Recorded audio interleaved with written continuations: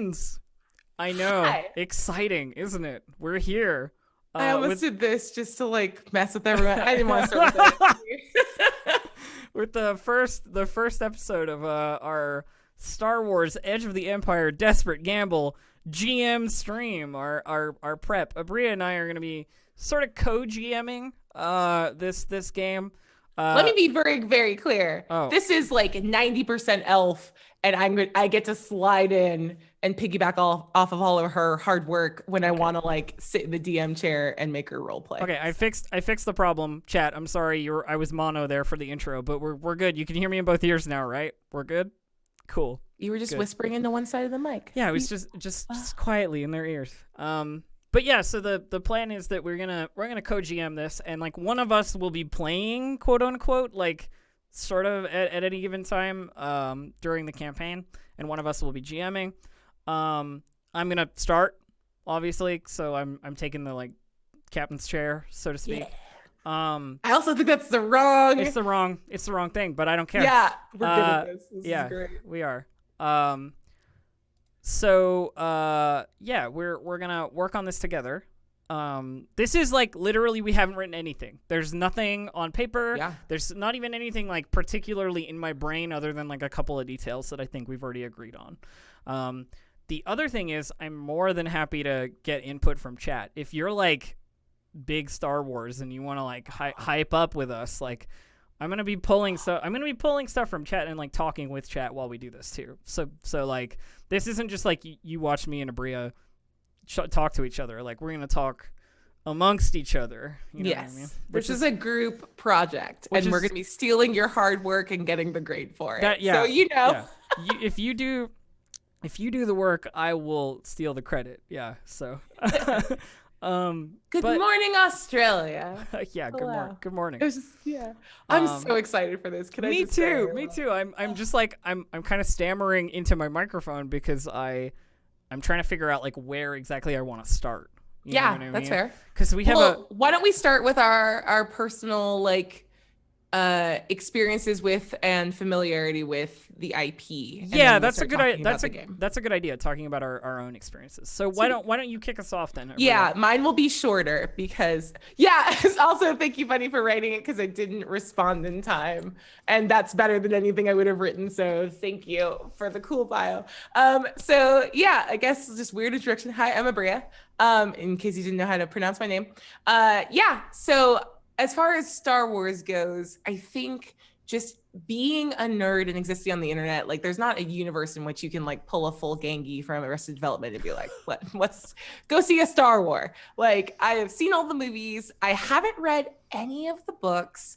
I'm like halfway through Clone Wars. I think my personal feelings, and this might be like a bit of a spicy take coming in, knowing that I want to come in and tell stories in this. Yeah, I have always believed that the potential of like Star Wars as like an intellectual property has exceeded any piece of fiction that has come out of it. I've always had like things to critique and just points of disappointment. My biggest one is just the fixation, like the fact that the movies are the Skywalker saga and you promised me a very big galaxy far, far away, and we're talking about like 4 dudes the whole time, and it's just very, very boring to me. I was like, can everyone just be all over the universe and not related to each other? And there were moments in the last 3 movies that I thought we were going to like get away from that, and we kind of failed on that promise. Looking at you, JJ. But I love the potential and the things that Star Wars inspires in my brain when we talk about the kind of stories you can tell in this like well-established, well-understood, easily understood universe. So I think that's the perspective I'm going to be coming in and with. I like Leku. So like the only alien races that I know are Togruta and Twi'lek or Twi'lek. I don't know how to pronounce it. I've heard both. Yeah. So when we talk about like being deep in the lore, like your girl's gonna be just swimming through Wikipedia trying to learn stuff the whole time. You'll learn as we go. I'm not too worried. Yeah. Like, you'll catch on. It's sci-fi garbage. Yeah, like at the end of the day, like the squid people, they're calamari, but they're not even the squid ones there. Like I'll figure it out. It'll be fine. So on the other end of the spectrum, a little bit, I have been a huge Star Wars super nerd since I was like 5 years old. Like my dad got me into like the original trilogy, and it was like my whole life. You know what I mean? I was like so into it. And then like one of the highlights of my existence was going to see The Phantom Menace when I was 10 in theaters and just being like, you know, like just blown away by this fucking movie. Like so excited. I remember the feeling like so vividly. So I have like a really strong basis for Star Wars stuff. I'm like a visual encyclopedias when I was 12, you know, like sort of person. You nerd. I know the names of like NPCs in the background, you know what I mean, and stuff like that. Like I could tell you. I've consumed a lot of like side content. You know, Clone Wars, obviously. Rebels on occasion. I usually pick episodes because I feel like some of them are useless. But more Star Wars is good Star Wars to me. I really enjoy it.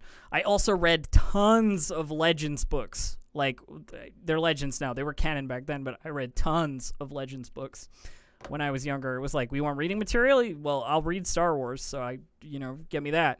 You know? Yeah. And so sustained silent reading. Let's go. And so I did, you know what I mean? So I've read a lot of that stuff. Not that really comes into play necessarily when it comes to like current canon, but the really cool thing about the Legends books is you learn so much weird crap about Star Wars, and the stuff that like they let be canon is crazy, you know, and it frees you a little for something like this. It frees you a little creatively to know that there was a book about a council of shadow, like a shadow council to resurrect the Emperor through cloning, and like his son, but he was fake, but he was actually real, but you know, like, and all this kind of like it's a Star space opera. It's very good. Yeah, I mean, and I think the tone of Star Wars is generally just like very big, very like grandiose and stuff, but for this,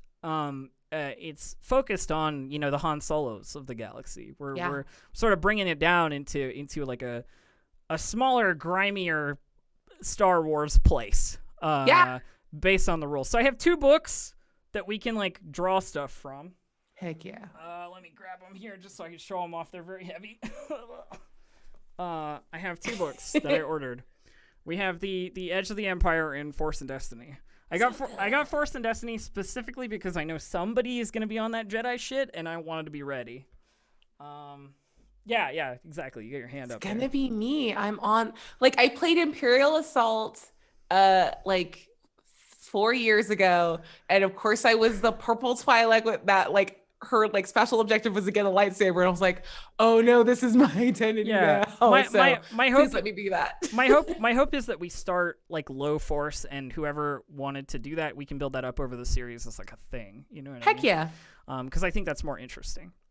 Because Jedi and non-Jedi have always been a balancing issue when it comes to any game ever that Star Wars has ever made. If you're a Jedi, you're just strong. You know what I mean? Like, you're just really powerful.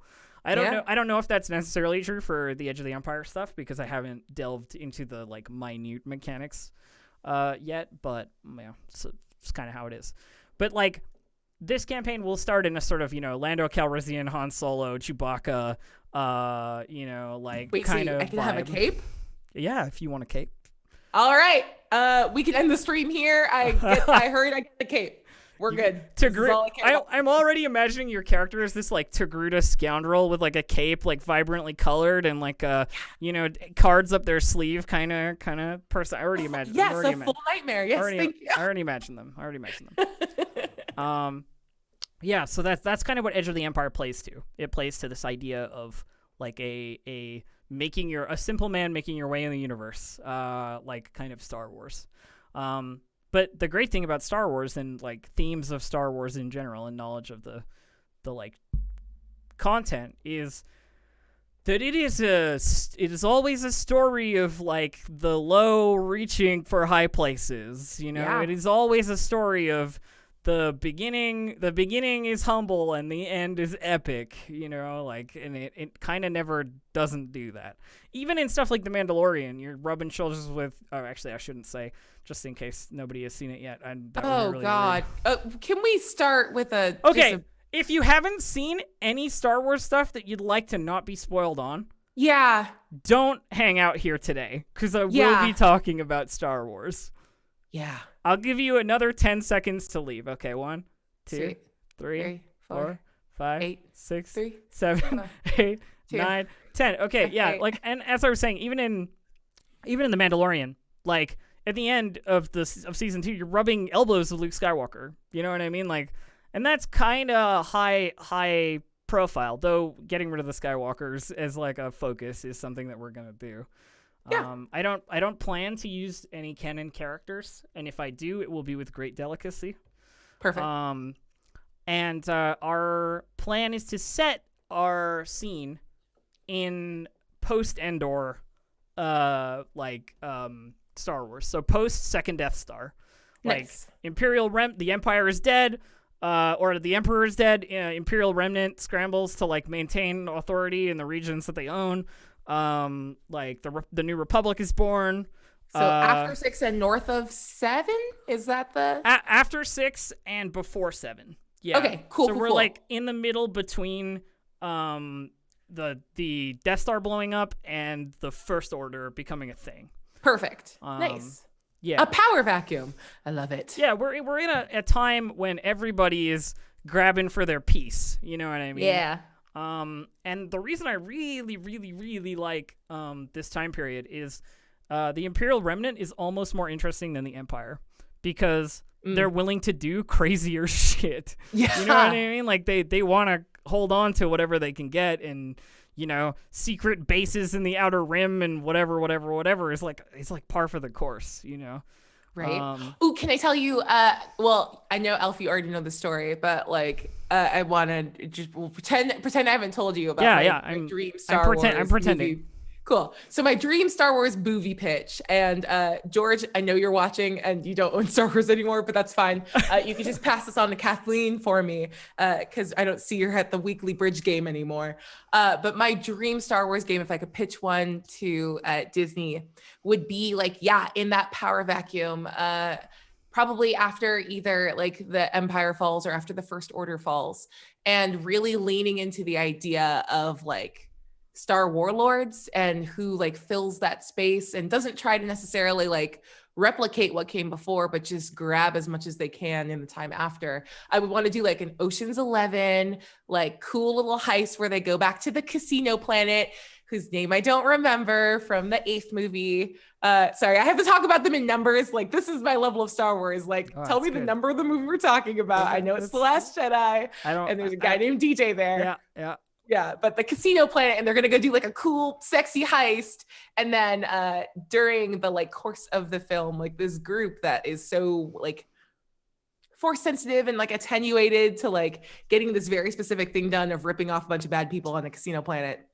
The First Order falls, and they're sort of uniquely placed to make sure all of these big sort of evil movers don't go out and start like carving up the galaxy for themselves. So they have to sort of reckon with the idea of like taking a heroic turn to prevent a new badness sort of like spreading out across the universe, and see what they would do. So that's my like dream movie pitch of going from like Ocean's 11 to like reluctant heroes stopping the rise of like proto-fascism at the end of it. So what I can say about that is we're definitely going to start in the like Ocean's 11 scruffy band of miscreants, like zone. And the way that Star Wars always goes is, there's call to like a certain action that will be for the betterment of everyone or not, you know what I mean? And what do you do in that situation? Are you good? Are you evil? You know what I mean? Like, exactly. Like what kind of claim to morality do you have? Like, and all that kind of thing.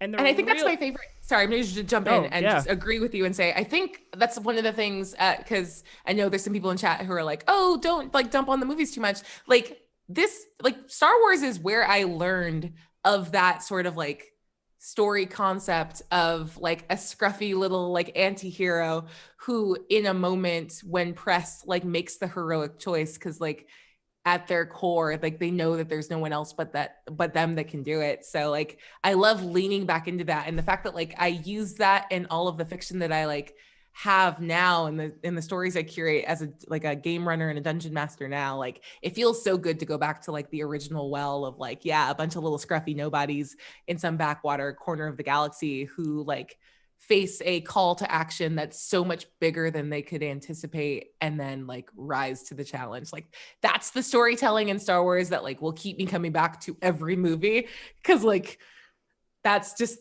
serotonin straight to my brain. Yeah, like, and I love it. So I mean, like you're talking about like the climactic moments of like almost every Star Wars movie. I mean, the Han Solo showing up at the Death Star in the last second and like sacrificing his like payment to Jabba the Hutt to like go and do that, and then like the consequence of that moral action being his like inevitable carbonite freezing, and like, you know, like there's a whole narrative there that's like super scruffy to hero, you know, like, and it's so good. Great. Yeah, to me that's more interesting than the monomyth that like and Luke is going through. And allow me to entice you further, my friend. Oh, please do. This game revolves around, like Edge of the Empire in general, revolves around a mechanic called obligation. Ooh. So the kind of way it works is that every character will have a certain thing that is keeping them from being like entirely free to do whatever they want. So like Han Solo's would be that he needs to pay Jabba the Hutt because he owes him for the shipment. That's his obligation. And the longer you put it off, the more chance it'll come and bite you in the butt, right? And these are all like characters who are, you know, bounty hunters, marauders, like space survivalists, like explorers, technicians, these kinds of characters. And so the obligations are like relatively similar. You know, you've got like maybe your character has some kind of like chemical habit that they need to indulge in and that they owe money to like someone, or maybe they have a deal with the local crime lord and their ship actually belongs to them. And if they take it like too far afield, there's going to be problems, like all this kind of stuff. At the beginning of each session, I get to roll based on your obligation stat as to whether that obligation will interfere with the session today. So it's very like, oh, you owe money to, like Han Solo, you owe money to Jabba the Hutt. I roll my dice. Oh, I roll below your obligation. So today I have to think about how a bounty hunter is going to find you, you know? Oh, that's great. Or whatever. So it's like a thing that interferes with the plot in a way that forces the players to like see to it, which I think is very exactly what you're talking about. This idea of like this scruffy band of characters who are come together to like do something, but they all have their own problems and they have to think about those problems all the time because you got to keep on top of it, kind of thing. I love it. Yeah, so we're kind of in that zone, like the sort of like heroic Star Wars zone that like excludes, you know, morally superior Jedi Knights from the Old Republic or whatever. There's not much of that going on. And we're post Empire, so Jedi in general are not super prevalent. We're in the like Luke rebuilds the Jedi Order sort of like canonic timeline. But yeah, so there's some cool stuff mechanically that I thought I would tease you with. Because I've actually read that part. Heck yeah! For what it's worth, I played a one shot of Edge of the Empire a year ago, or a little over a year ago, over on Happy Jack. So like, I am vaguely familiar with like the like light version of the mechanics, because like obviously narrative forward for like a podcasty kind of version. So I'm like very excited to dip in more and play with more. My experience with Edge of the Empire is that everybody has said to me that it is the way to play Star Wars. Like this mechanic is the best mechanic for Star Wars. There's like some 5e Star Wars, there's some D20 Star Wars that are like really old and weird, like sort of 3rd related stuff. There's a D6 Star Wars game that's even older. Okay. But I you know, people have said this is the way if you wanna do it. This is the way. This is the way. I gotta say it back right. Yeah, you do. I want to be a Mandalorian now. I changed my answer. It's possible. Can I be a Mandalorian? I'm definitely not going to give you Beskar right off the Gruda hop. with the lightsaber and a cape. This is my character, and I think she's very valid. Well, I mean, and her name is Scrabbles. Okay. Well, we'll talk about it. Chat, write that down. We have my character generated. We've accomplished something. Some of those things you could put together, but some of them are very, very weird. It's fine. Foundlings could be any species, really. Scrabble's the Mando. I've played a bit of the Powered by the Apocalypse hack. His name I don't remember. Scrabble's the not Jedi Mando. Yeah. Yeah, perfect. This is great. So what I will say about the system in general is like my familiarity is that I'm reading it now, and like by the end of the GM streams, I should have a very strong knowledge base of the system.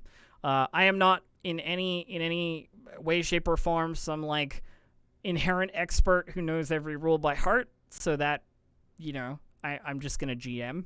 Yeah. So don't be scared, chat, to do that yourself. If you're like, I have this new game I want to play. That's what I'm doing. I'm like, I have this new game I want to play, and I'm gonna write a whole thing for it. So yeah, I like real talk. That's like my favorite thing, where you're just like, I have this idea. What do I like? How do I execute on it? And like being presented with like a new system that you're like, okay, here's how the system works, but I'm gonna like do like my brain meat and like dump all of that onto it. Like, I think that's like it's a like sort of daunting process. I always think of that like mental like vertigo pan of just the like seeing everything laid out in front of you. But like there's something so like joyful about like the process of like making it make sense and making all those puzzle pieces like work and fit for your story specifically. Like if you have a strong idea going into learning a new system, I think it makes learning the system that much more exciting, because then you're like, oh, this works perfectly with like this idea that like I didn't know how I wanted to do something with, but like, oh cool, there's an obligation mechanic, like here's how I can like pay off this sort of like half idea I had about like a thing I wanted to be persistent and present tonally in the world. And it specifically calls out in the obligation section, by the way. I'm just throwing the Han Solo example because it's easy, but it specifically calls out in the obligation example that like, here are some examples, but if your player or whatever thinks of an obligation they want their character to have and you think you can run it as an obligation, then great. Basically, like it just goes like if your character has some backstory that will tie into an obligation, then cool. Use that. The other really cool thing about the system, I know I'm ranting about the system right now. No, you're good. Is the dice. They're different than regular dice. So there are like specific Edge of the Empire dice, which are D6s or D8s or D12s with different sides. Can I complain about this a little bit? Sure. From the perspective of a dice maker. Mm-hmm. This is such a fiddly like cut to make that like the only thing I actually am vaguely annoyed by this system with is that they require proprietary dice. But they don't, because you can use regular dice. There's a chart in the book that translates regular dice to the special dice. I mean, and like that is an immersion breaking. You're correct. Yeah. Yeah. So I would say the only thing I'm actually going to like take a little snipe at with the system is creating one that requires a proprietary, like, yeah, you can convert it. You can do anything to convert like random number generated like ideas to other things. Like you can play D&D with dominoes if you try really, really hard. But yeah, it's the only thing that bugs me a little bit. And not just because like, your girl tried like a year and a half ago to make some rip-off Star Wars dice, and it was just not as much worth. It was not worth the work I put in. Like, what I will say is, thankfully, someone has already done the work for us, creating an API dice rolling system for. Wait, what? Yeah, for this particular game. Hold on. How? Who? Please tell me more. I don't know who off the top of my head. I would have to look that up and tell you later. No, but it's available on Roll20 though, right? It is, yeah. It's completely free. It's like somebody's system they made that you can set up in your like game settings when you begin a campaign, if you set it as a Star Wars Edge of the Empire campaign, that meshes an API like scripted character sheet with the API scripted dice, so you can roll from the dice pools from the character sheets, and like generate results that are like I have an example here. Let me flip over to the gaming.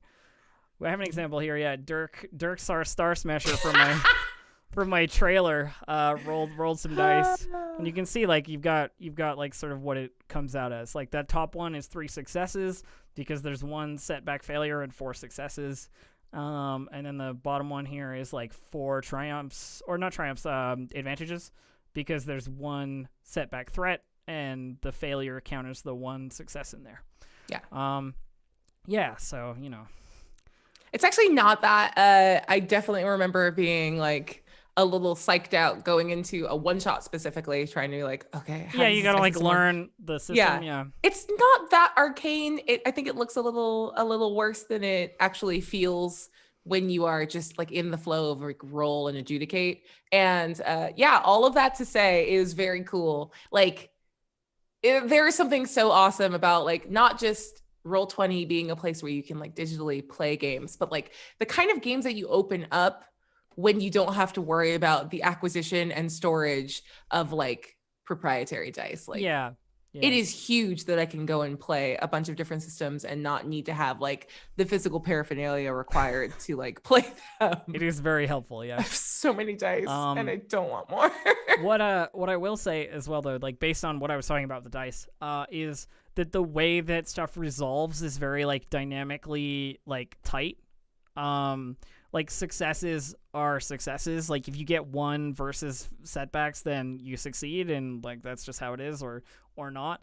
But the advantage system is also really interesting because like you can end up succeeding and being at a disadvantage, or failing and being at an advantage.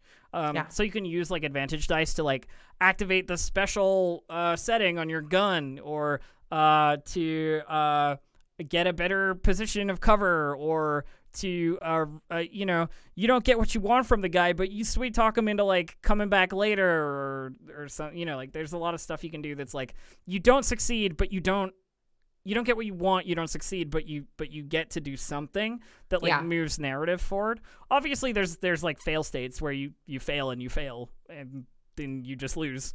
But I really like that there's sort of like a dynamic what do you call it, like it's not just pass fail. It's also exactly. Like, it's not also, a binary. It's you can also fail forward. Yeah, fail forward or succeed into a bad situation. Like like yes, you managed to slice open the blast doors, but behind the blast doors there are 4 stormtroopers.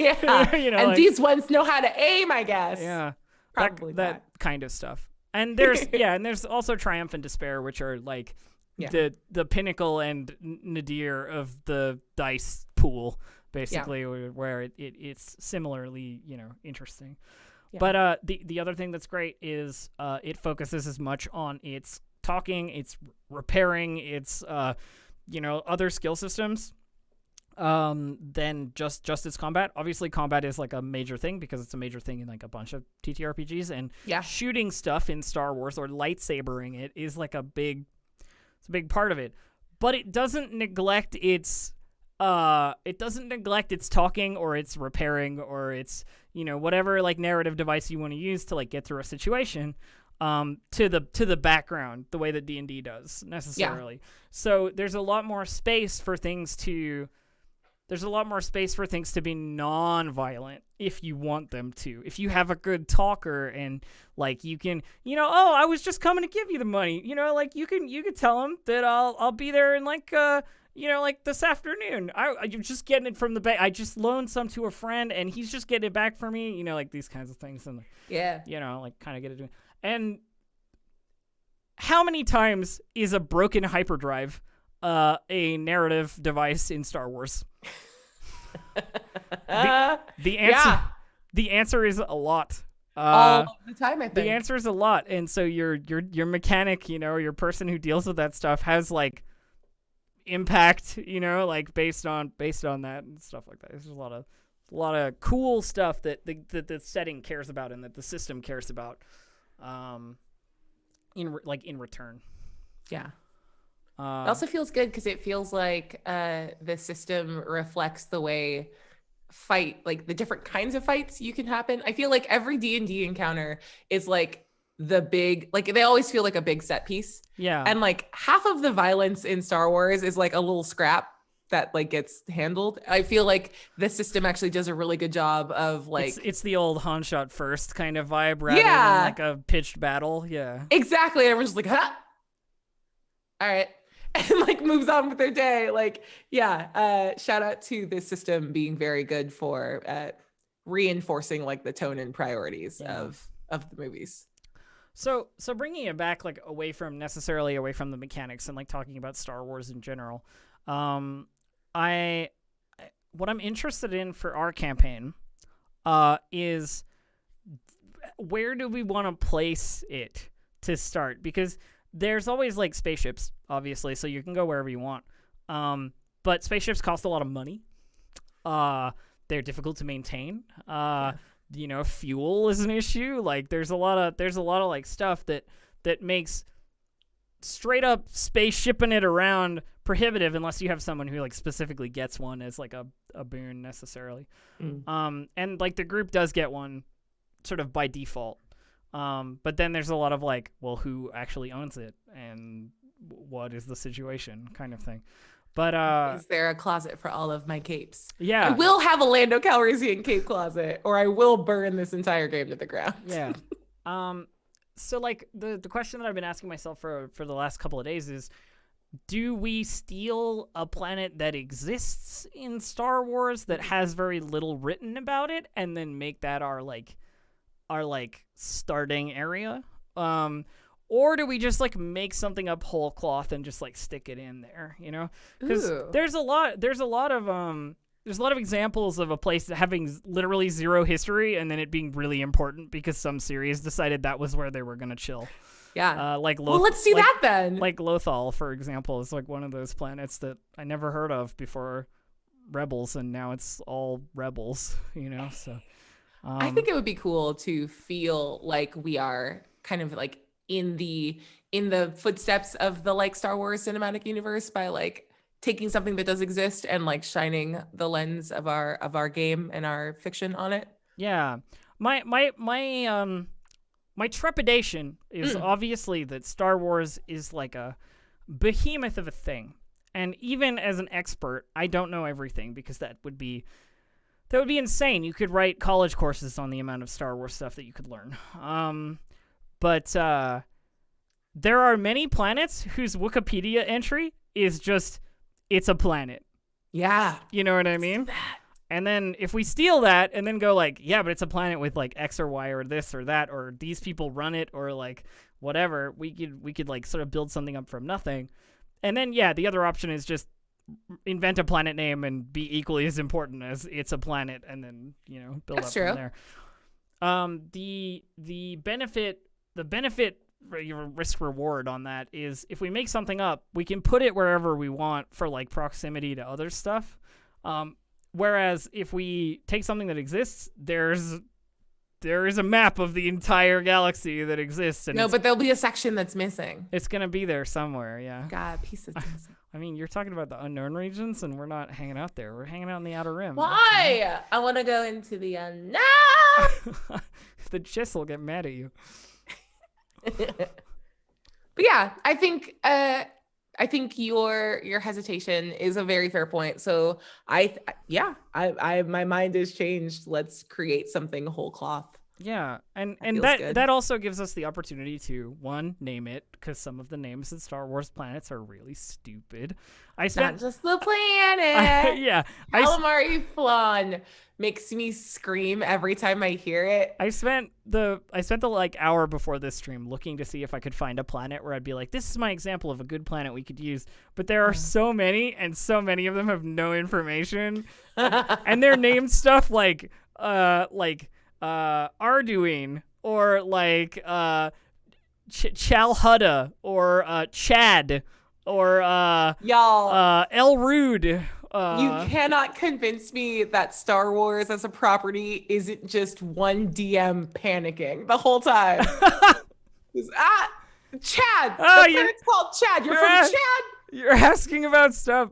Yeah, Planet Chad. The Chadrafan come from there. They're a little race of like 3-foot-tall bat face people. Oh, little cuties. Yeah, you see one in Mos Eisley Cantina at the beginning of episode 4. He's getting a drink from the table. Yeah. Ooh. Yeah. Nerd. I love this. Yeah. I'm excited. Yeah, but so we can sort of like do what we want with it, you know? Yeah. I think that sort of makes sense. My plan is to set the stage of this like planet that doesn't really have any like high authority of like Republic or Empire. My general vibe would be to like do some kind of like hut or crime gang like government, because I think that leads to more like grungy freedom, if you know what I mean. Yeah. And also like feeds into possible obligations, right? I mean, you could be obliged to the Empire, but that would be weird. You know what I mean? Like, some double agent shit, and we don't want that. I think the general vibe is that we're gonna be anti-Empire, like anti the bad guys. You know, like, feels good. It feels good. We're not gonna be playing Imperial agents or anything like that. It's very unlikely. Ex-Imperial agents, maybe. But, I like that. Okay, I'm gonna add things to Scrabbles. Ex-Imperial agent has 2 crystal foxes, crystal wolf, that little crystal baby. Yeah, I want that from the salt planet. Yeah. Yep. Yep, it's salt. So add that, chat. Write that down. Add that to Scrabbles. Scrabble. She's looking great. Yeah, I mean, obviously our cast is going to be Chaos Initiative, so it's the same people that are playing D&D with us on Mondays. Now, what's D&D? That's not what this stream is for. If you ask me what's Star Wars, then we can have it, you know. Like, I will, but I'm going to get yelled at by everybody. Yeah. Now, what's a Star Wars? I'm not going to answer it because we already did at the beginning when we talked about like, what if there's new people now? Why, I'm not going to repeat information. They can watch the VOD. Now, what's a VOD? I am not going to be as helpful during these streams as you think I am. Yeah, I'm very sorry. I'm beginning to see that. Yep. I think I am very good when there is specific things to like iron out, and beyond that, I just enjoy your company too much, and I kind of want to just mess with you. No, I mean that's fair. So I think like starting out with this like planet and this place that's going to be sort of the location of the beginning of the you know the adventure is sort of like what I as a GM would start with making. Basically, because like once I know the environment, I can start doing things like writing NPCs or like specific plot important, you know, characters that need a little more attention. I can start thinking about the infrastructure of the place and like what you can and can't get there and whatever else, because like it's basically gonna be Outer Rim, so like resource wise, you see stuff on like Tatooine, and that's a big Outer Rim planet, like vibe wise, that's like. We sort of very wildly from like blasters all the way to like metal sticks with like hooked bits on them, in terms of like the technology that you see in terms of weaponry and stuff. You got to think about like what does this planet make? What are they famous for? You know, like the like general sort of singular biome. Yeah, well, I mean it's Star Wars, so yeah. What's its singular biome? But like doing that and then writing like a little bit of history for it would be like the ideal starting point for me, I think. What kind of let's start. I can't name it yet because I just can't name it yet. For sure. My brain is like not gonna make that happen. My Scrabbles is from Planet VOD for what it's worth. Noted. Yeah. VOD actually sounds like a very good planet name. And everything chat says that makes me laugh is part of the character that you won't let me play. VOD just VOD is actually pretty good. Yeah. I am tempted to use that. I've got a notebook here that I'm gonna like write down. Ooh, writing it down normal like a peasant with your hands. I mean, I could type it, but like I can translate it later. This is just a general ideas phase. What kind of biome do we want for our planet, Aabria, our starting planet? If you had to pick a biome, because like the Outer Rim has all sorts of biomes. It's a large region. It has, snow planets, desert planets, forest planets. It has like Earth-like planets. It has ocean planets. It has archipelago planets. It has steel magma forge planets. It has all kinds of shit, right? I'm leaning in one of two directions. Either going like complete subversion of expectations, which might be a little bad to do up top in a game in like the establishment, and doing like a very like tropical archipelago, like very cute planet like where like a vacation planet. yeah, like Sandals Beach Resort vacation planet. Like it wanted to feel like an all-inclusive that has this like, why is there a gritty underbelly here? Please go windsurf. Like, what are you doing? Well, I mean, there's always gritty underbellies in places that people want to go. That's true. I mean? Like tourism could be like a big draw. What if that's like the money laundering front for it? Like, come here, stay here. Don't look behind that curtain. It's fine. Have this coconut full of maybe or maybe like the atmosphere there is in some way processable into like an addictive substance, and that's why the place is so lush and vibrant. But when you condense it, it becomes like this cocaine style like drug. Yo, I actually am obsessed with this like Soma planet now. I'm very into it.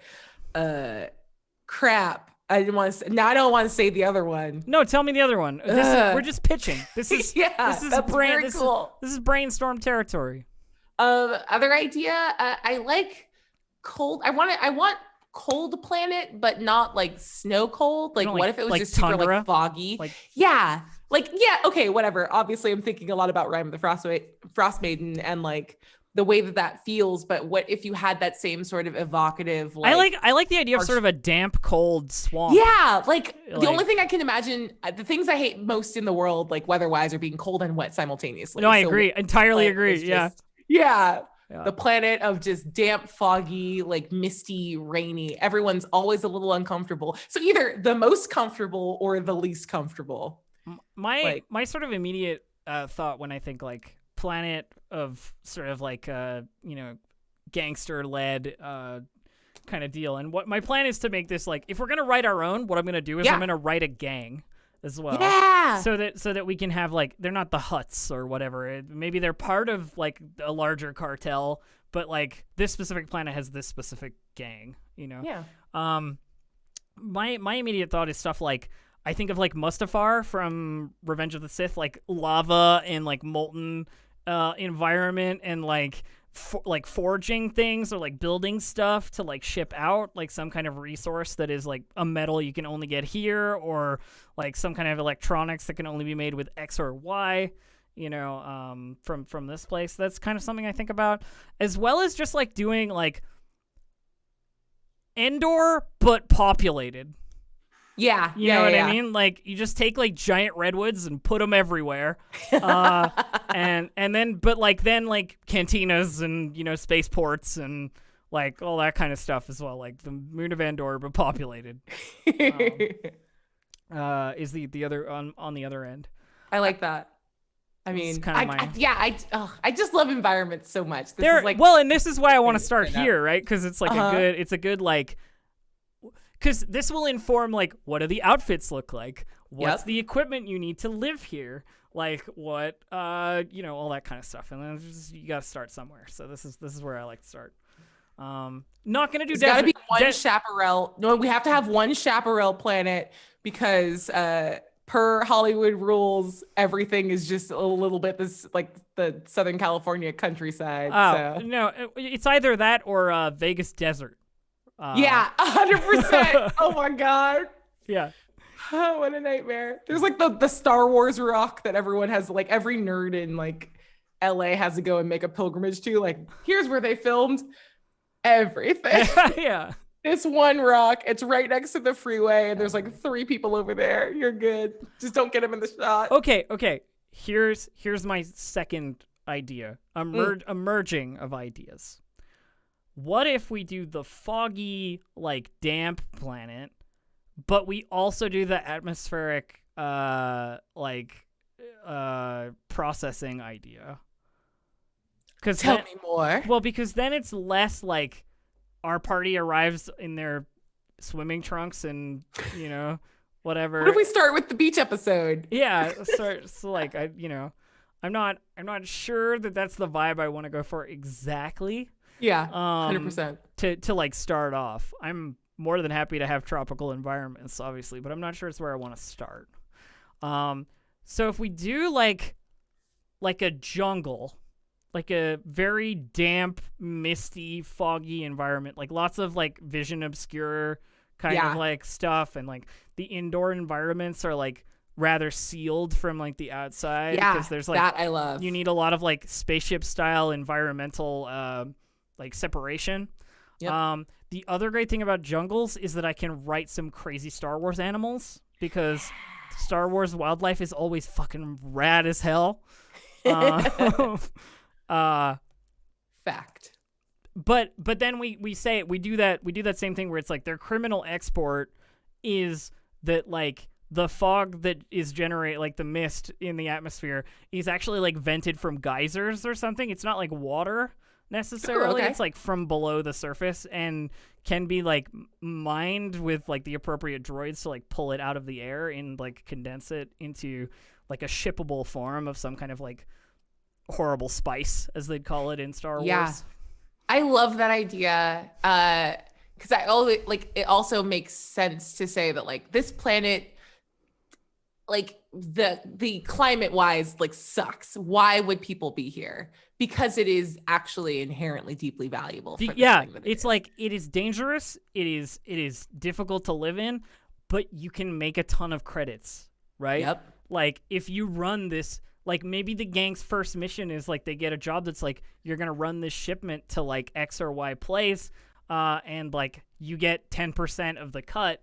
The rest goes to the manufacturers, who are our gang that we write, you know? I love it. And then we can get into the, like, does the double cross happen? Did they keep the super valuable stuff? Like, where does the plot go from there? Yeah. You know? No, this is very good and fun. Also, my Star Wars animal demand is like a mixture between like a capuchin monkey, but make it amphibious, because like I imagine that like a frog capuchin. Yeah. I love it. Yeah. So it like has to live in like the trees that are very close to geysers, where like the air is the thickest, so it can breathe there. Oh yeah, because it like breathes the gas or whatever. Yeah. The, like weird atmospheric gas. I just want a little high frog monkey, please. All right, noted. Thank you. Okay, so I like this idea. Let's start here with this like weird swamp planet. I think that's the go, you know? Yeah, that's very, very good. Who control the fog, control the power. Yeah. Some Dune shit up in here. It's so good. Oh man, I just read Dune. So I'm also very like emotionally like I'm just vibrating at the vibe of I want like a big epic space thing. It's so good. It's really good. Sorry, I'm just writing down. No, you're good. Take your time. I will stall. All right, let's see, chat. What are we talking about? What are we adding to the list? Crimson Dawn. Crimson Dawn is a famous like Star Wars gang from the Solo movie. Yeah. They're the ones who are, well, actually, like, in the time period of when Crimson Dawn exists. I don't know if they exist post-Endor, but when they do exist in, like, New Hope times, or pre-New Hope times with, like, young Han Solo, they're run by Darth Maul. Nice. Yeah. Okay, so I've got, like... Wait, Kowakian monkey lizards... No, that's little Salacious Crumb. Yeah, the Kowakian monkey. No, I hate the Kowakian monkey lizards. I need you to know something very important about me and my relationship with Star Wars. Okay. There are 2 times where I learned to think about Star Wars that made me so mad I left the room I was in when I learned about it. Okay. One of them was that the name of that awful little creature was Salacious Crumb. Just upset me, probably disproportionate to how goofy the name is. The second one was when I learned that the musical stylings depicted in the Mos Eisley Cantina sequence are called jizz. And I got so mad. That was a month ago, by the way. I learned that recent. But do so you mad. know the name of the band that plays in Mos Eisley? They are called Figure and Dan and the Modal Nodes. That's their name. That's the band. I won't leave because I love and respect you, and I'm excited for this game. Figure and Dan. But I did feel my soul drift slightly off camera. Well, you know. Wild. I do love that Star Wars uses a lot of live music when you'd think they would just use recordings. You know what I mean? Like, that is cool. In places, that's one of those themes that I like noted while I was watching Solo again, like yesterday. Ooh. It's actually one of my favorites in terms of like a Star Wars heist movie. Really? Yeah, highly recommend Solo. I've seen it. I will say I felt like it was incredibly skewed towards paying off and explaining a lot about an individual character. It's like fan service of the movie, but also like, I don't know, it does like Shadowrun heist in a way that it does in Star Wars. You know what I mean? I do love Fleabag Robot though. Like, she's my favorite. Excuse me, I need to use this terminal. Pulls the restraining bolt off the droid. Droid's like, what do I do? She's like, I don't know, free your brothers and sisters, whatever. Yeah, it's so good. Oh man, I would be so excited. Like that's the plot line that I think was the big takeaway from that movie, that I was like, oh man, I want like 5 movies of this. What I really that's the beauty of Star Wars. What I really love is the voice actor for that robot is also Captain Phasma in the like 7, 8, 9. Yeah. Really? Yeah, it's Gwendolyn Christie. Yeah. It's the same. Wait, no. Isn't the robot Phoebe Waller-Bridge? I thought it was Gwendolyn Christie. Maybe I'm wrong. Hold on. I might be wrong. You don't avoid Solo. Watch it and enjoy it for what it is. Yeah, Brienne of Tarth. Yeah, I'm pretty sure. Yeah. No, it's Phoebe Waller-Bridge. Oh, is it? Not Gwendolyn Okay. Christie. I thought it was. I thought it was Gwendolyn Christie too, and then I looked it up and I was like, oh, it's Fleabag. That's great. Of course. I was wrong. That's fine. No, it's okay. It's not that big. It's just a different British lady. It's just a different British lady. That's fine. All right. What else? What else about this planet? So we've got our planet, I think, like generally. I'm wondering like what kind of construction you think this place has. Like how built up is it? Or like from Dagobah to Coruscant, like how like how constructed are we thinking? Because like definitely not Dagobah, obviously, because we gotta have like processing somewhere, right? Like there's got to be a factory of some sort at least. What if have you seen Neon Genesis Evangelion? Yes. I'm recently obsessed with like reverse skyscrapers that go into the ground. So what if there is some amount of this because everything is like seismically active and like guys are related. Is this like an escape from the atmosphere or a means to get closer to the source of whatever is generating the like horrible like you go drug gas? I think it's less an escape from the atmosphere and more just like proximity towards. So it doesn't have to be like there's nothing on the surface, but I think if there's like a floor or two of height max, but then things go deep underground. Yeah, I definitely think you like short buildings with lots of like underground construction. Yeah, I like that. Because it's not like you're gonna miss like sunshine anyway if like the haze and like I imagine it's quite dark like in general. Yeah. Let me write that one down too because that's a good detail. I will forget if I don't. I just think about that inverted pyramid as like an aesthetic thing all the time, and it's just so good. I love it so much. Okay, so here's another question. Has this place always been in the hands of our like gang? You know, were they a gang? Are they the local species? You know what I mean? Like, did they start utilizing their own resource as like a what do you call it, like a way to get a uniqueness in the galaxy, you know, like to get ahead in the sort of economics of galactic situation, especially in the Outer Rim when stuff is like scarce and people are poor and Republic credits mean nothing, you know. Do you have strong ideas about this? Because like, So there my is some, yeah. so Go my ahead. my immediate thought with most Star Wars places that you're starting and that look spooky, is there is some history of Force users on the planet somewhere. You got like ancient ruins or like a temple or like some kind of like tribute ground or training ground, that exists somewhere that's like long gone, and now there's a bunch of like terrible like animals that live there, like vicious predators of some kind, if it's like Sith stuff, because that's just what happens. Alternately, maybe the planet didn't have a sentient species and somebody came to exploit it in like a colonizing fashion, though there aren't any sentient species, so it's more like a resource extraction. Some kind of company instead of going legit went criminal, what I mean? So like they'd be called something like the something trade consortium, or the like something like that. I love this, and that's exactly like I think I was leaning very close to like a planet that never really had like a sentient species, but had always it has always been important to some group or another. And I love a gang that has just a legit business name. Yeah.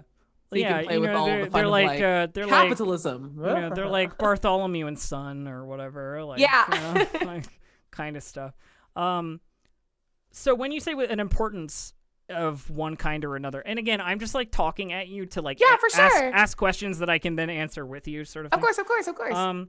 When you say an importance of one kind or another, are we saying like historically maybe there is some relevance to the local star system? Or I love the idea that there's some sort of like ruins of a temple, or like Force users came here because like maybe it's something to do with the psychoactive fog. Exactly. Like you come and meditate in the fog, and maybe you think you're getting closer to the Force. You're high as a kite, but like, I don't know. Sometimes it's just a planet of ayahuasca fog. So you just show up and trip. Yeah. And leave enlightened. Yeah. So we'll go with like no native sentience, local gang, is like a company gone criminal. Is a resource company.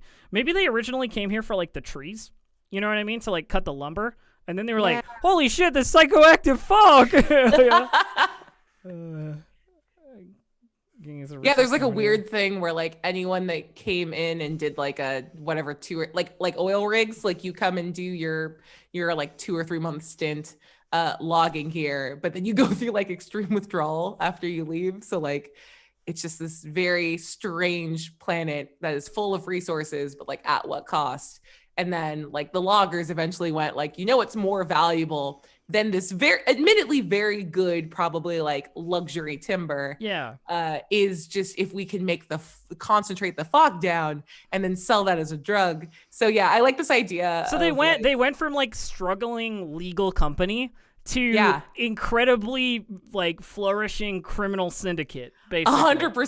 So they have like an innocuous little like Bartholomew and Sons loggers, and now like whatever the abbreviated version of that is, like a massive criminal syndicate. What can we call this crime gang? I feel like it's easier to name the crime gang than it is to name the planet, what I mean? 100%. Because like we have to come up with like a something limited, or like whatever, like I just want to jump in and say I love the Cat is Hungry's idea, this character art with ventilators. I love the idea that like anyone that works in or with this syndicate, like anyone that's there that walks around on the outside, has to wear a ventilator to try to like, or just be really high after you're out there for an hour, whatever you want. I definitely think one of the first things I'm going to write when it comes to the mechanics is like, what happens if you breathe this stuff for too long? 100%. I mean? Like, because I think it is like a ventilator required atmosphere generally. I love this idea of like a special ventilator that people that are like natives here and like or not natives, like people that live here full time, and the syndicate have like special ventilators that actually catch the fog in these like little like tiny vials. like jars. Yeah, so as you breathe it, they like collect it. So then like if you're out for a couple hours and you come back with I know this is like a doses. tiny little detail that I'm like now gonna just like jump on, but like if it collects the fog, could you then just like use it as a combat stimulant? You know what I mean? Yes. Like yeah, right? Like oh my God. Yeah. I mean, you just like turn it, take a full shot of it, and now you have like 5 minutes to go buck wild, but you'll probably go through withdrawals. So like there's got to be that opportunity cost of like, do I tap into this controlled substance and it will make me good at do a fight, but it will there's a I mean payoff the withdrawal will be bad, yeah. Yeah.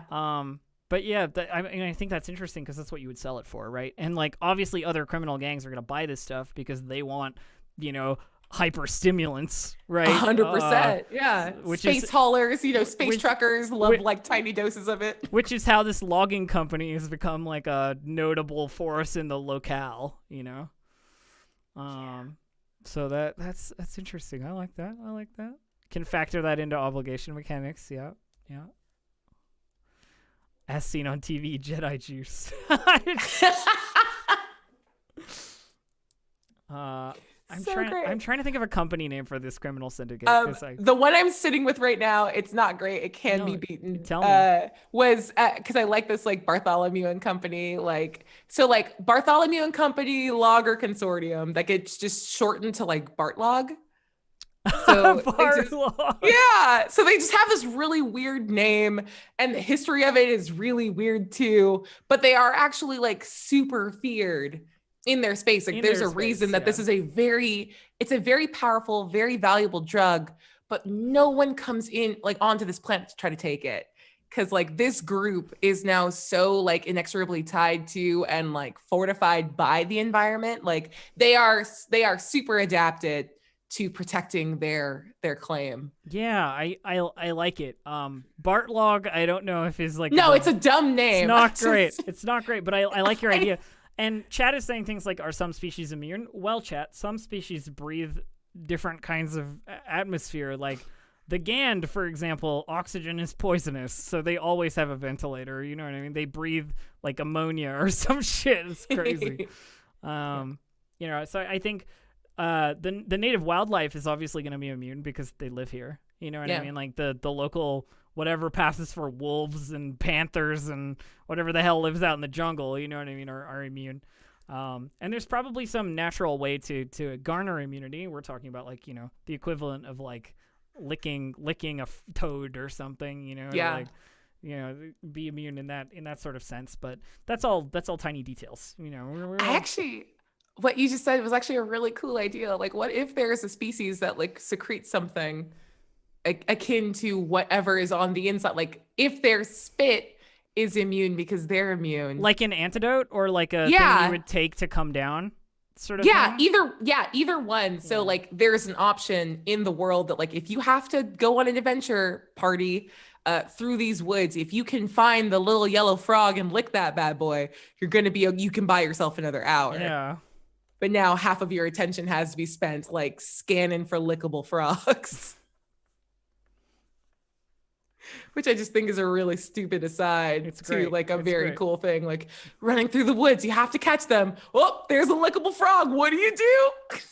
Yeah, sniff the fog. If you're done now, if you're done now, lick this lizard. Yeah. I like it.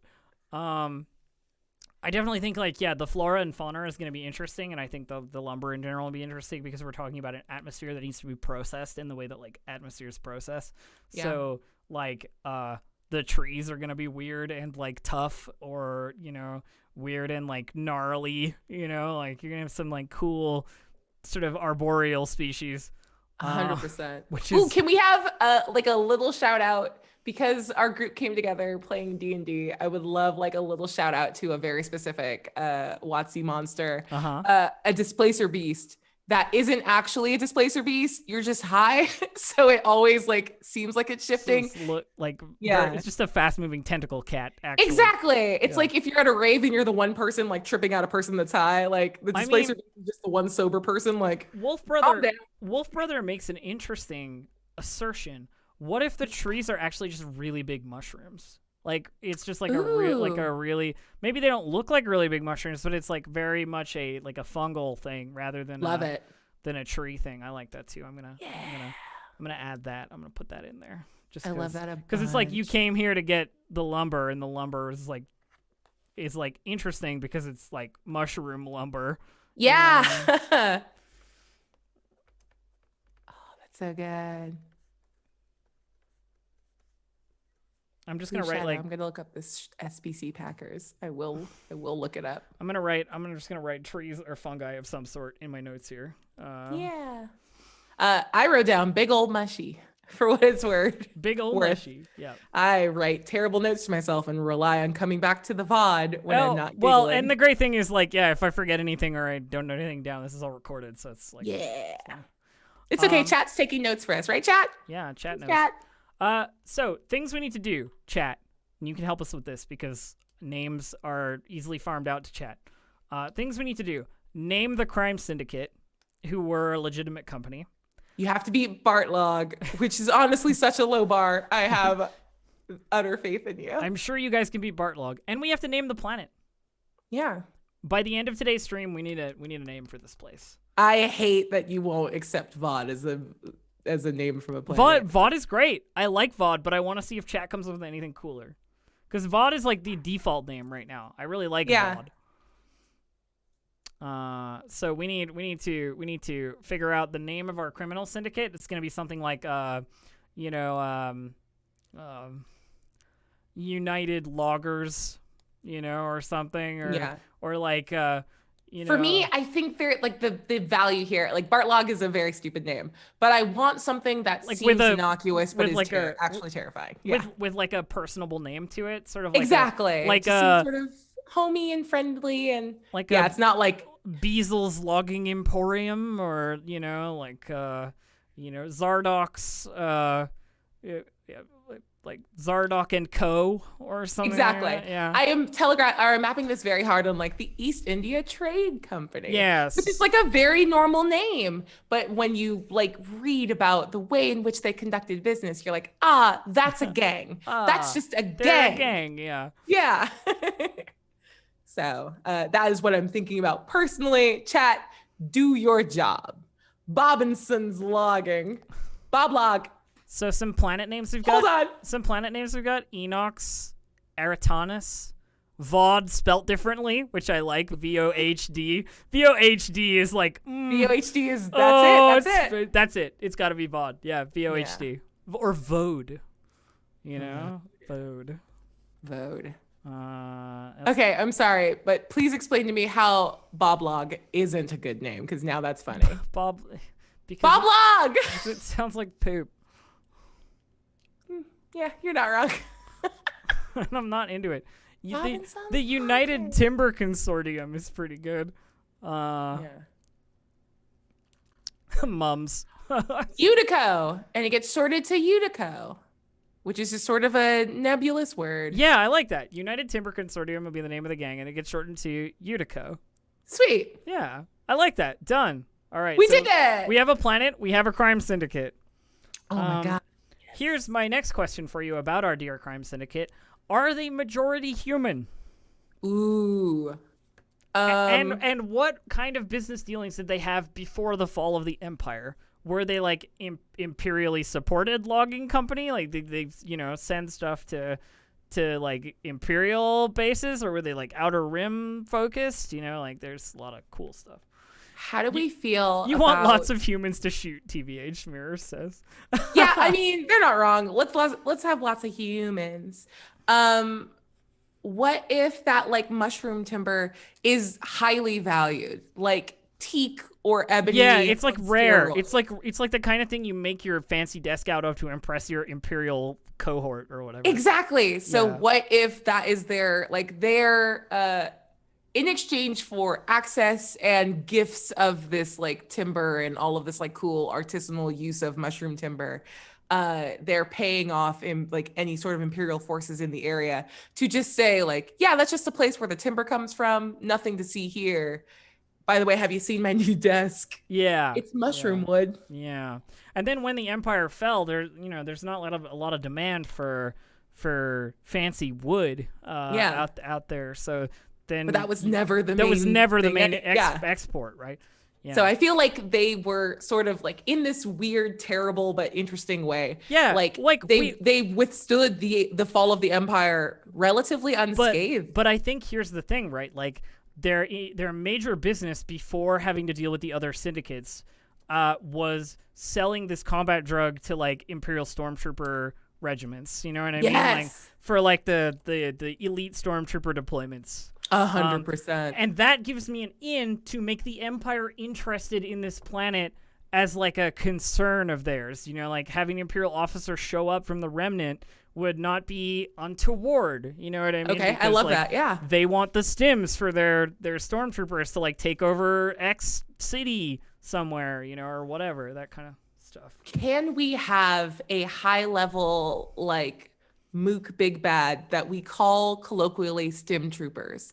And these are the ones that are like jacked up on the stimulant that are just an extra level of like badass and harder to deal with. They're just like extra crazy. Yeah. Yeah, exactly. So like maybe there's like so there's elite forces and like I don't know, some like extremely low dose of this drug that is sort of the baseline one, but there's like a group of them that like once you become like inoculated to it and you can take higher and higher doses, you basically can become what people on this planet are. It's like a tolerance thing. Yeah. Once you break, if you can survive to break through this tolerance, you can become a different kind of fighter, which is what makes the Utico like clan members so formidable to deal with on their home turf, is because like everyone that lives here has built that tolerance.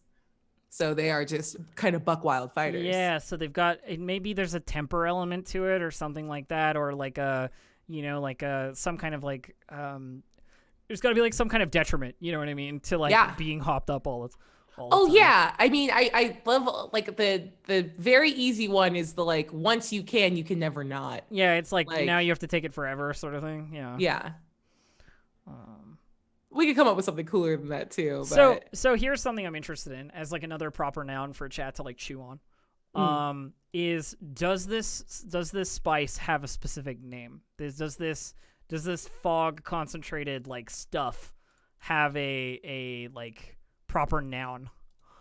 Because like some spice in Star Wars does. There's stuff like Booster and Muon Blue and like or Muon Gold is another one. Like there are like names for these things that are like, you know, just like a colloquial street name stuff for drugs, you know. Just calling it fog might be fun. Yeah. I kind of like that actually. I was just wondering, like, you know, what we might do, and that was kind of my default. Okay. What if it is colloquially? Please say no to this. It's fine. Colloquially called fog, but it's like name. If you ask like the very kind of up their own butt high echelon of Utico workers, is that they call it fog of war.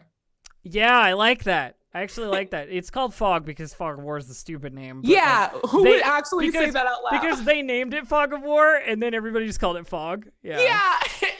I like that's the level of villain I am, where I'm like, I came up with an amazing name, and now everyone just calls it Fog. Ugh, I hate it. Yeah, I like that. Officially named Fog of War. Stream shine.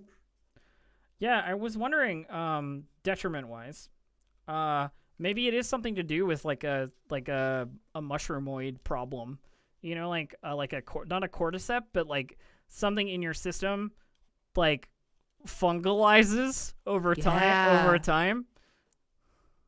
Fung lung. It has to be a thing where there's like tiny lung, like there's tiny little like fungi inside you, and you need to keep taking it because otherwise you'll suffocate because you can't process the oxygen properly. Oh, holy crap, yes. But now we have to make those lung fungi like valuable too. There's got to be something cool to that of like when you deal with a stim trooper and you like open them up at the end, there's like these like beautiful little like pale blue gray. Maybe they're like branched fungi. Maybe they're jewel like in some way. Yes. That's so good. That's so good. Yeah, this whole campaign is now why you don't rip that cotton. You don't rip that bad cotton. Yeah, it's like I prevent you from breathing like normal atmosphere. Like you basically you need a rebreather with like the fog in it. Yeah. You know what I mean? Oh, that's so good. That's so good.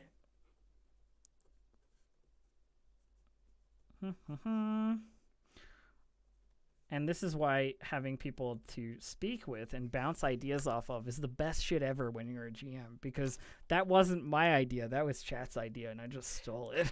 Good job. Way to go, chat. Oh, I see it. I see it. Yeah, so it's like you could technically be naturalized to the environment, but then you would never be able to leave the system or even enter like a processed area without having some way to breathe the fog. You know, so it's like it's like one of those things where it's like you're wearing an oxygen tank of like fog rather than the opposite way around if you're naturalized to the environment, which is why people try so hard not to become naturalized to the environment, because then you've got like this problem you have to deal with forever. And there's no known way to fix it yet. I love that. So that the little like face masks I was talking about earlier that everyone from Utico wears that collects the fog when you're out in the environment. What if it's because when they go back, like all of them have like funglung. So when they go back in, like that's the supply for the rebreather to pump it back into their body. Because they were already working here before the like proper environmental setups were set up. And then it just became a gang thing. It was like, you want to join? Get out there and breathe the fog. Exactly. Yeah. Oh. Interesting. I like that. I like that a lot. This is dope. Dude, we've written something cool already. We haven't even started yet, really. This is dope. But like what I'm saying is like now VOD or VOD or however we want to pronounce it. VOD. It makes me say VOD because of the H. You know what I mean? Yeah. It's called VOD, and that way we're not saying VOD. Catch the VOD. Yeah. Now VOD sounds like this like built up place that's a little bit of history. There's a little bit of like interesting stuff. My next question would be the built up centers. Like, what is the interesting stuff? You know what I mean? Like, obviously there's going to be a cantina of some kind. Like, of course. Who is it run by? You know, like what kind of stuff can you buy here other than like the drug itself and like the, you know, the criminal syndicate stuff, which is sort of behind the barrier of Utico, right? Yeah.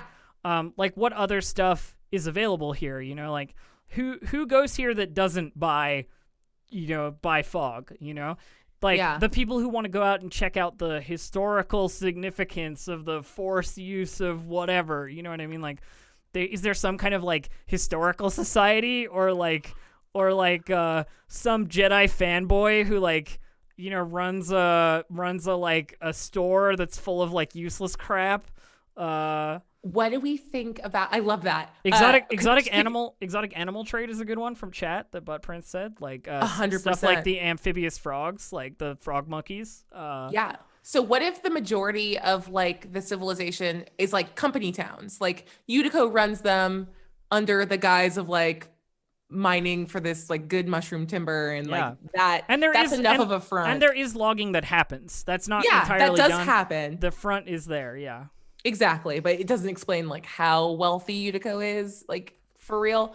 But yeah, what if there is actually like a really brisk, kind of going back to our original idea about it being like a happening vacation spot, but what if it's like, that in the way that like Stonehenge is? It's like danger tourism.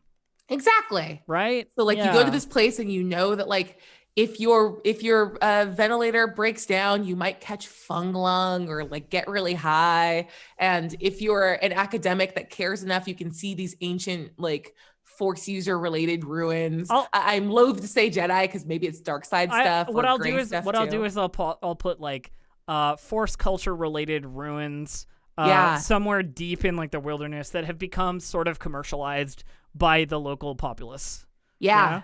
Something like that. Yeah. That's amazing. And then along with that, like, people who are into exotic animal trading, because if you buy enough of this, like you can buy the illicit drug fog some people and then make a little environment and keep one of your little like yellow lickable frogs. Well, and some people think that that they help with the feng lung and stuff. You know what I mean? So it's like a medicinal purposes. Not that anybody's proven it yet, but Oh, that's so good. This is so fun. force related ruins. How much time we got left, Abria? Like 30 minutes max. Yeah. Because Abria has to run off and do Yeah, I'm stuff. sorry. Usually this stream will be between an hour and 3 hours long, and we're like Yeah. fucking chugging right now. I know, and I'm like, ooh, half an hour isn't enough time. I know, so Just excited. like, hit us right. I'm But so it sorry. just I have to means go get it just means stuck in that traffic for a while. next week's will be good too. So force related ruins commercialized. I love the idea of like it is potentially a place of great power and reverence that like a bunch of people have made into this like weird tourist destination. Like, Yeah. this weird like danger tourism destination. You know, It's probably like hard to get to and expensive to stay at because there's maybe you've like got to take not a lot of you've got to yeah. take the like specifically branded shuttlecraft that like goes there. You know, Well, it's and- like when you want to go to Antarctica, like you have to go to like Tierra del Fuego, Argentina, and take like the one boat a week that takes 30 people at a time to go Yeah. touch the one bit of Antarctica that anyone's allowed to be on. Like, yeah, it's just such a destination place to go. And then you get to like, you come back with like one little mushroom spore from it that you keep in like a little terrarium. and yeah, exactly. And it's like the Victorians with their pineapples, like Yeah. this is my pineapple. I could have fun lung right now. You don't even know. I mean, my about immediate thought is like because you mentioned our topographical geography in terms of like buildings is going to be like short buildings that go deep, right? And those are obviously going to be connected subterraneanly because have you ever been in an underground shopping mall? I mean, like it's pretty sweet, you know? Exactly. So my immediate thought for like Utico in general is like deeper is like better, like deeper is richer because you're like further away from the like harmful atmosphere. Not that it matters for those who are like in Utico, except maybe the boss who doesn't have this like feng lung. Yeah, of course not. You know? Him and his like 3 top cronies are all like totally fine. 100%. Yeah. Oh, that's beautiful. Like they wear theirs and their like little rebreathers just have water. They're in them, but no empty. one Yeah. knows. Yeah. So I think like the idea of like deeper being more valuable real estate wise. So you're gonna end up with like Utico like operations being like fairly deep. Yeah. Unless they're doing the actual like harvesting, right? Which I think is done by like specific like vaporator droids and stuff like that like pull big canisters of this stuff like out of the air. Is sort of my thought, which means 100%. that like my immediate brain jump there is combat is going to be in environmentally sealed hallways in the deep underground. You know what I mean? Like if you're storming Utico, you're basically storming a bunker. You know what I mean? Like, and I think that's maybe why they haven't been rooted out by larger, more like illustrious like crime organizations, because obviously it could just be like, oh, you have this cool thing, oh, you didn't agree to trade it with us, we come and we murder you with our 50 bounty hunters or whatever, right? Like Beautiful. I like to think that like, yeah, the leadership has like some kind of like hella bunker, you know, down there with like droids, automated defense turrets, like all kinds of that good shit. Oh my God, so good. Ooh, what if the weather, like for like, I don't know, strange plants can have strange weather. Yeah. What if like a weather pattern, the equivalent of a storm here, is this like sort of downpouring from the sky of like incredibly heavy air that can actually like push out the fog for a small amount of time? Oh, like a pocket, like an atmospheric pocket sort of thing? Yeah. So then there could even be above ground, like in terrain, set pieces for fights where you have to fight knowing that you have to like, fight have a quickly, limited knowing amount the of weather time. could change. Yeah. Exactly. Yeah, I like that. I like that a lot. Let me write that one down. Weather in strange pockets. Yeah. We're coming up with some good stuff. This is so fun. I expect everyone in chat to make characters that live and hang out I mean, if you on Vode. I will tell you that if next week you come to me with like a realized NPC, I might include them. Shoot. Do we have a Discord? Is there like a Roll20 Discord like where we can hang out and talk I about this can kind of make a stuff? Discord for this campaign. Would I that feel like it would be really cool would if that we be had a place where worthwhile if people I could like like made one? yeah, like what if in advance of the game we started like populating. I don't know if chat would is into that or if they're like Alright, RPers too. I love it. But, yeah, but like what if we start building Vode Okay, now? let me. I tell you what, chat. I will set up a Discord while Aabria pitches you some more cool ideas about stuff. Because I can't do both at once. My brain will explode. And then I will link it to you as soon as it's done. And it'll just be a bare bones Discord, and I'll build it up after the stream. But this is just like get in there and be in the Discord. Heck yeah. Link. So I'm interested in these force-related ruins. Do we want to talk about like what kind of history they maybe have? Like what, hermit force-using order like lived here? Yeah. Yeah, let's get into it. Because then we can be like, does one of them still exist and they're secretly like part of this like tourism organization and like, or whatever, like that kind of stuff? Are they Jedi? Are they Sith? Are they something else? There's a lot of non-Jedi and Sith Force users in the Star Wars galaxy. There are a lot. So this is where I want to lean in on your like incredible expertise. So if you wouldn't mind, may I take the ask questions role and then have you populate it with your like dope brain and instincts here? Yeah, go ahead. I'm gonna keep building this Discord. Just give me 1 sec. Yeah, no worries. Because I think if we go with like straight Jedi or Sith, like that's done a lot. I want to live in this like gray space, and we're literally building a gray freaking space. I mean, I also think that Jedi or Sith is like, it's too easy. Yeah, you know what I mean? Like it's too easy to be like, oh, it's a Sith place. It's all evil. Like that's I don't know. Okay, so softball first question. Uh-huh. What about Vode attracted Force users, do you think? Softball question in return. Did Force users actually live here? Oh. Like, is there a species that we haven't mentioned that maybe doesn't really exist anymore, but that lived here a long time ago? Maybe when Order 66 was declared and Darth Vader was rolling around the galaxy exterminating things, he ended up here and, like, killed all of them. Maybe that's why there's no sentient species here, because there was, but there isn't anymore. Ooh. I like that. I will say that I think that will have to be handled very carefully because, like, I don't know, like, there's a whole like colonizer struggle. I totally agree with you. Yeah, I'm not saying that to say that like it cannot be done, but just will require like care and attention into how that's handled. But like we are both more than equal to the task. I mean, my thought is that it is like nobody knew that they were here until some Jedi like ran away to hide here, and they were found out, and in finding them out, the other Force users who were like teaching this Jedi this like other way of doing things were in some way like eliminated by a legion of stormtroopers and Darth Vader. And what if these Jedi are people that are attuned enough to the Force that can actually like, I don't know if that's weird or not, but they can like coax the Fung Lung into like going back.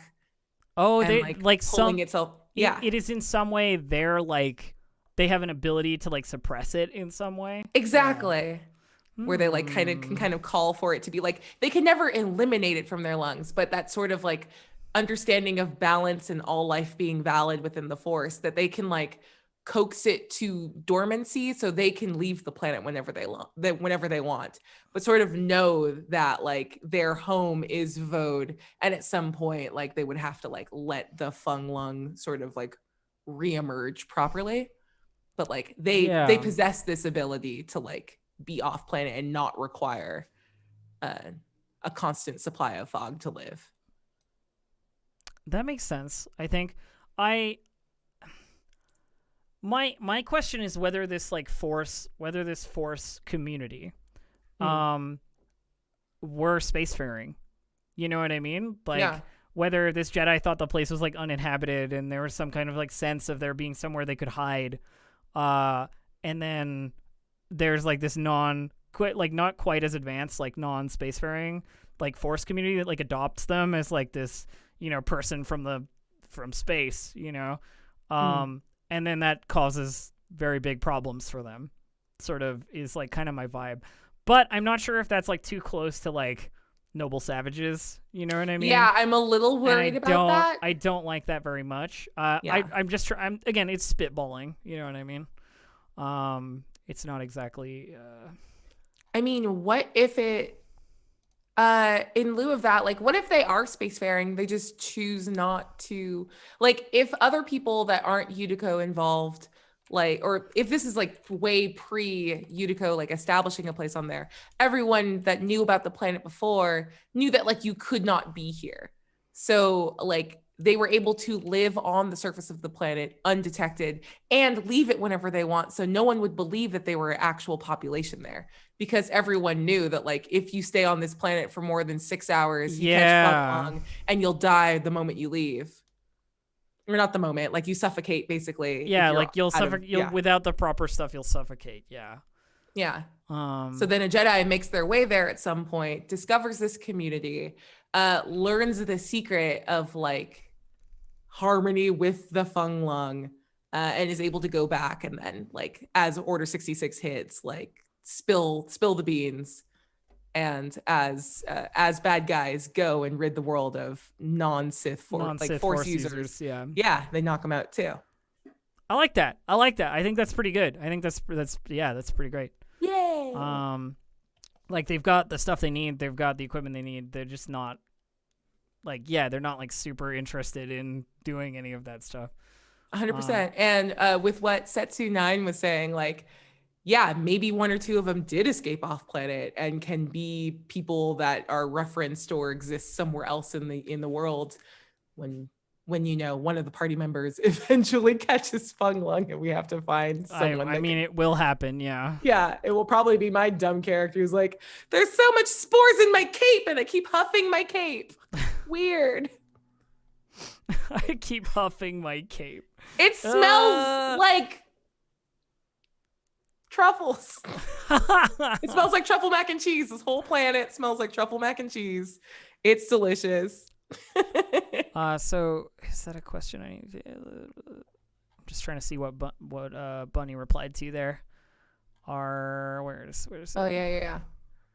I still don't see the source. Are we saving the plot design for a session 0 with players? So my plan is to build up enough of a world that they can plop characters into it after I tell them about it. And then Aabria is going to be playing. So Aabria is here like helping design with me. The tentative start date for actually playing is somewhere in the middle of February. Like late February. So we have a couple of GM streams and like building stuff and hyping and being cool together to do before then. So I also can I jump in? Yeah, of course. Go ahead. I just wanted to sorry, you go. I was just going to say there's a lot of mechanical stuff that we will have to see to, like making sure that I have NPCs in the database, making sure that I have handouts that can show everybody what we're doing and how to roll the dice and like, explain the systems to the players and stuff like that. Like I'm basically building an infrastructure by which you can play a game of Edge of the Empire without having any resources already in Roll20. So this is our like pitch GM stream where we're like making up some fun stuff, but some of the other GM streams will be like, I input this text, what I mean? Let's build an asset, like a little bit. So we want sexy side. We want it to get started early. Like I want to be able to write a handout for Vode. I want to be able to ask an artist to draw me like a background for like what it looks like for Vode. Like that kind of stuff. Like 100%. What's our budget for wipes? I want a lot of wipes. Wipes, yeah. All of our scene transitions are just wipes. Full Star Wars. But just to speak to Wolf Brother 7's like sort of fundamental question about being worried that players will just jump away all but immediately. Part of that is like one, being kind of a spy on the inside that can help like drive just sort of be a conscientious objector to like, oh, this planet seems scary, let's leave immediately. I'm like, hold on, wait. But I well, think more and also, what is the availability of starships? yeah, exactly. Right? Like I can limit the players in ways that are like, well, you have a ship, but the hyperdrive is broken, and you need a new, atmospheric attenuator, and your windscreen is cracked from your last venture landing here. Yeah. Like yeah, it's very easy to build in a couple plot hooks to sort of meta inform the table that like, hey, I want you to be here for a while because there's stuff to do here specifically. So this isn't like your launching off point. It's the first step of the adventure. And we're not saying that all of this work means that like we're going to like deal with vote exclusively, because like no. Not that at all. It's but it's a Star Wars. It's a Star Wars universe. We will be laying track in these GM streams ahead of the players, right? So if they're like, we want to go to the planet, somewhere else, we can on our GM stream that week be like, hey chat, so they're going to the planet somewhere else, and we know this about this planet, and what else should we know about it? You know what I mean? Yeah, exactly. And like, so it is one of those things where it's like we are laying track in front of them as we go, and you'll be seeing us do the GM work together as that happens, Yeah. So this isn't like I'm doing the GM streams, then we stop GM streaming, then we do games. This is the GM stream keeps going week to week, while we build things in front of the players, and we develop the story, and we talk about the overarching whatevers, like that kind of stuff. Exactly. Also, butt prints. I just want to disagree. I don't think Feng Lung actually limits the players from leaving at all, because all you have to do is like we've made a Dune reference a couple times here, like have a little nose plug system that like loops to a little like atomizer of fog, so that you're always getting enough that you can like be off planet. But I think the idea of like addiction and being compelled to constantly like lean into this resource is like a cool plot hook, and can also drive character and player like table action towards like resolving this problem for whoever like catches Feng Lung. And if you don't want to lean into like, well, we don't really actually care about solving this problem, now it just becomes a like every now and then you have to go buy more of this drug somewhere. It becomes part of your obligation. Exactly. Right? Like, to keep yourself alive, you need to be in the good graces of the people that you that sell this stuff. You know what I mean? Like, that kind of thing. So yeah, it's a great place to start from, and sort of always makes you aware, because I do love Vode a lot. This place is great.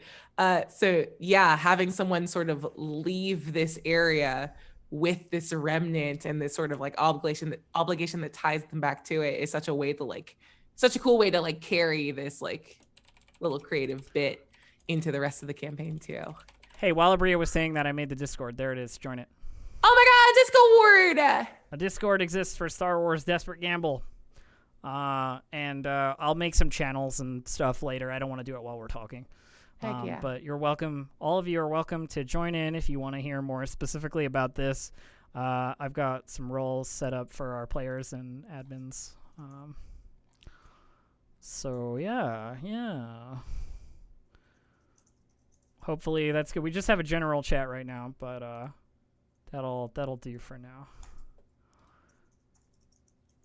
You might say that leaving Vode with Feng Lung might be a desperate gamble. Ew, whoever said that. Butt prints. It was butt prints, yeah. Yeah, so there you go. We did it, and I'm gonna be doing more work on this than you will see. 100%. So that Discord will be a good place if you want to like talk about the campaign, or about like ideas, or about like whatever Star Wars related stuff. I will keep an eye on it. Okay, like just generally, and we'll try and like make something out of that as well. I think that's a good idea. Because that also helps me with my unlimited anxiety about being in charge of like a fairly sizable creative endeavor. And having a group of passionate individuals along with me. Big old jerks that yell butts all the time. Much distracting better. You. Yeah, well, I mean, you know, goes without saying. But oh man, I'm so excited for so much of this. Oh, If that's Elle so thinks I'm not good. going to do something official with her trailer, then she doesn't know me. Oh no, what? Wait, what? What? What? What? What? What, Bunny? What? I am a little concerned. I'm a Yeah. little concerned my trailer is bad. Your trailer's amazing, and I'm really sad we Also, didn't just play at for the top of this anybody else, episode. nobody has mentioned it yet, but I'm wearing a shirt that says "I survived Order 66." Chat talked about it a lot at the top. Please I, scroll back to the top. I guess I missed it. I was too busy. Yeah, you were I busy was running this entire too stream. busy being fucking nervous as hell. Okay, so stuff that we have done today. We have made Vode. We have like mostly. We have things I'm gonna look at, animals like wildlife, that kind of Yeah. stuff. We've created the name of our like first adversary who could tie into some great obligations. Utico is really cool as an organization. I like the idea of them. What we need to do with them specifically is like look at like who is the boss, what are they like, you know, and like what does the structure of their organization like look like, you know. So that'll be something to think about. We've talked about these like force users. How involved do we want to get with them, and like how much do we think the characters are gonna care? You know, like Yeah, that's true. that becomes one of the questions as well. But we are out of time for today, basically. I want to give you time to like shout out and stuff, and like for us to do like a wind down. You know what I mean? All right. I'm like sad. I'm like, okay, well, we'll be back next Thursday, Well, right? if there's anything else you could think of, then we could do that. But I was gonna talk about more Jedi stuff, but we can wait. Okay, no, let's do that. We have like 5 minutes more that we Well, could. that's what I say. Like, do you have any more thoughts about like what is the nature of the like? Is it just tourism to see these old ruins, or I do you think that like post Empire, there's been a boom of like force related interesting tourism because it's no longer get killed for being interested in the Jedi. You know what I mean? Yeah. The stormtroopers aren't going to come knocking on your door, and so it's this whole thing where it's like the forbidden temptation of like checking out this like force thing, you know, where you've like heard about the force and it's cool. Because I don't understand why everybody in Star Wars currently is like this ancient group called the Jedi. It doesn't make any It was from like sense. 12 It hours was ago. like 30 years ago maximum. Dog. What are you about, Aarakocra? Like that's what? Ugh. You know, I just want like a bunch of Star Wars, like, 90s Jedi remember when the Jedi were a thing. you know, and even like Malkariel says, even on the fringes, there's gonna be rumors that like the Jedi killed the Emperor. You know what I mean? 100%. And like people are gonna want to know stuff about Force stuff. So I think it is like a tourism thing on the surface, but maybe there's like a small cult of like actually dedicated, you know, like trying to follow the teachings of this like. Either the Jedi left something behind that has like merged with the teachings of this like group, or that there are some surviving like very difficult to decipher like languages in the stone in the temple or something. That I have like, a this group is question. dedicated to. I have an idea. Is this too on the nose? Because I'm thinking a lot about like whatever Mandalorian spoilers. Season, what is it? 3? You guys, the latest. two. Yeah, 2. Season 2 Mandalorian spoilers of the little rock that Yoda like communed on for a while. What if there is a place of power like this that isn't strong enough for you to like force call up other Jedi? But it's like a place if you are force sensitive, you'll know it there. It's like a place of worship. It draws people in. You know, there's always that Star Wars sense of like I sense something there, and it's like calling to me in a certain way. You know, like. Maybe there's something like that for anybody who like gets their force sensitivity up, you know. But what if people go there to check if they're force sensitive? Oh, it's like they can't feel it. Like you go and do the processed drug, like you do a hit of like ayahuasca that doesn't give you fung lung, and then you go to this spot and see if you feel something. Oh, so it's like a sword in the stone kind of thing. Where It's like I might be a Jedi. Why don't I go to this place and see? Exactly. Yeah. Yeah, that's cool. I like that. You go see if you have like a spiritual like enlightenment moment. I'm gonna write that. I'm gonna write that one down. Yeah. It feels like the dumb bougie thing that rich people that would do this kind of tourism that would do danger tourism would do. Exactly. You know? It's like I'm gonna go do a drug and see if I. It's like people who base jump. You know what I mean? It's like really stupid to do, but you get an adrenaline rush out of it. So 1,000%. The Force in the Stone. Oh my God. Oh, so good. The Tython Seeing Stone. Yes, though. Yeah, that one. Wait. Whew. I just lived personally too close to Joshua Tree, which is like California's version of like go do some peyote and like walk into the desert. That like that is like a very strong inspirational thing in my head. And Bud Prince is right. It could be totally fake, and the real one is like somewhere else in the Yeah. temple or whatever. And like only people who are actually force sensitive will like sense that like something is wrong. You know? Exactly. Yeah, or like they're doing something incorrectly. Yeah. Which I think is interesting because it weeds out possible positives, you know? Yep. In a certain way, because it's like, then you have to deal with the fact that like you have discovered that you may have some connection to the Force, and so has your tour group. You know what I mean? Exactly. Like kind of things. So that's it's kind of cool. Yeah, we'll call it there for today because I don't want to push like us over your limit, and I know I can yammer for a really long time if we keep going on. Another hour. Too. Another Next hour. week is gonna be 48 hours. Another hour would be easy. We'll do 3 hours next week easy because we got a lot of details to fill in, like people and like specific places that might be interesting, like the cantina and like the various like shops and you know like what kind of housing there is and you know all kinds of good stuff. And we will of course I will of course start inputting things into the Roll20 in general. People were saying I hope we get a Drummer Boy theme. We're gonna. Yes. Drummer Boy's right there in stream chat and they're like hell yeah. So we'll make it happen. We'll make it happen.